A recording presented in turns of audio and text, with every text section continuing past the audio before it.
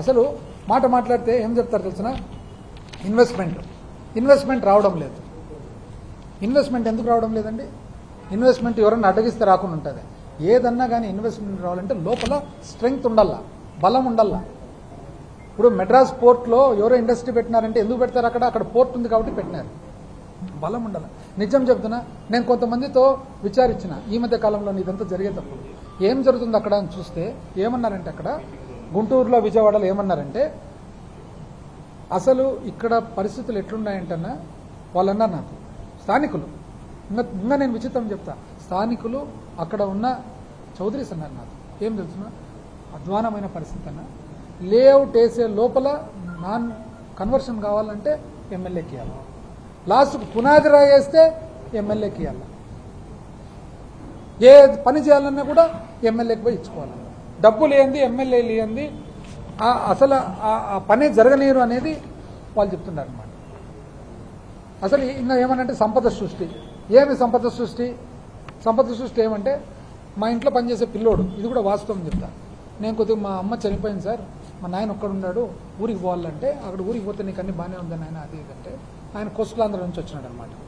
ఆయన ఏమన్నా తెలిసిన ఏం చేస్తున్నాడు నాయన అంటే, పొలము గుత్తకిచ్చినారు, మళ్ళీ ఏం చేస్తున్నాడంటే చిన్న కిరాణం అంగడి పెట్టుకున్నాడు. కిరాణం అంగడి ఆ మారుమూల గ్రామంలో జరుగుతుందంటే కిరాణంతో పాటు మందు కూడా అమ్ముతాడు సార్, అందుకని మందు కూడా అమ్ముతున్నాడు కాబట్టి జరిగిపోతుంది. ఇది ఇట్లాంటి పరిస్థితుల్లో పెట్టుబడులు రావాలా, పెట్టాలా, చేయాలంటే ఎందుకు వస్తారు, ఎక్కడి నుంచి వస్తారు అసలు?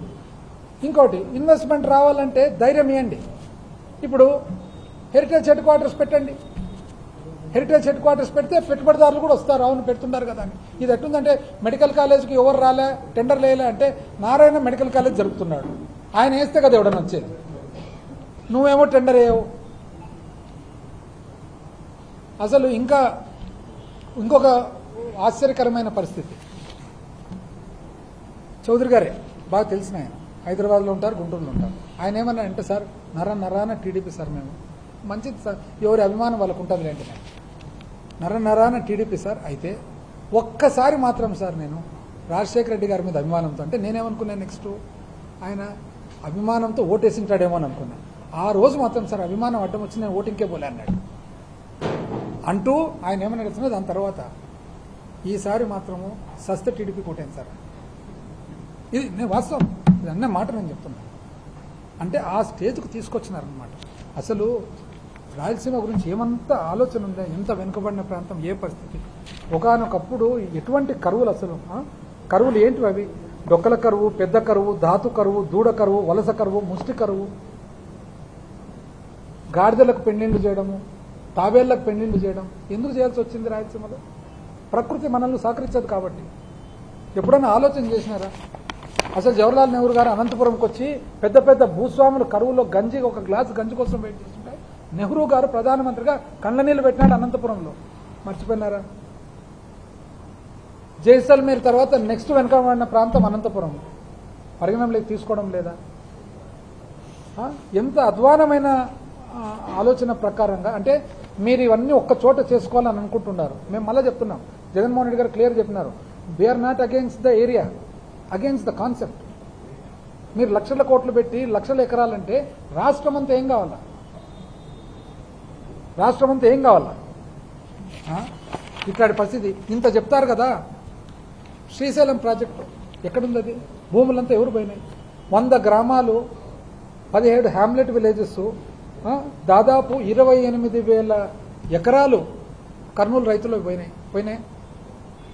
పోయిన తర్వాత ఎవరన్నా గుర్తిస్తున్నారా?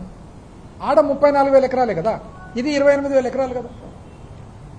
అంత వ్యత్యాసం ఎందుకు అని.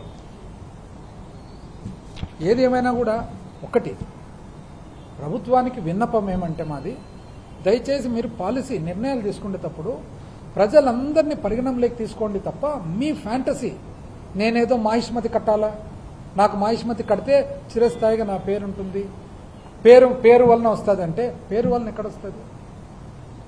ఎప్పుడు కూడా ఆ ప్రాంతం వలన వస్తుంది తప్ప పేరు వలన ఎక్కడన్నా వస్తుంది? ఆడ థ్రైవింగ్ సెటిల్మెంట్ అయితే వస్తుంది. దయచేసి మా విన్నపం ఏమంటే, మీరు జగన్మోహన్ రెడ్డి గారు ఒక ప్రతిపాదన ఇచ్చినారు, దాన్ని పరిశీలించండి, నచ్చితే దాంట్లో తీసుకోండి, నచ్చిన అంశాలు తీసుకోండి, పేర్లు మార్చుకోవాలంటే మార్చుకోండి, డిస్కషన్ అయితే పెట్టండి, హెల్తీ డిస్కషన్ పెట్టండి. కానీ ఇట్లాంటి అన్యాయమైన ఈ భార్య చెల్లి సంబంధం ఇట్లాంటి అన్యాయమైన మాటలు మాత్రం దయచేసి మాట్లాడి మీరు ఈ మొత్తము రాష్ట్రాన్ని ఎన్వైరన్మెంట్ను పొల్యూట్ చేయొద్దండి అందరు కూడా అని చెప్పి మా విన్నపం.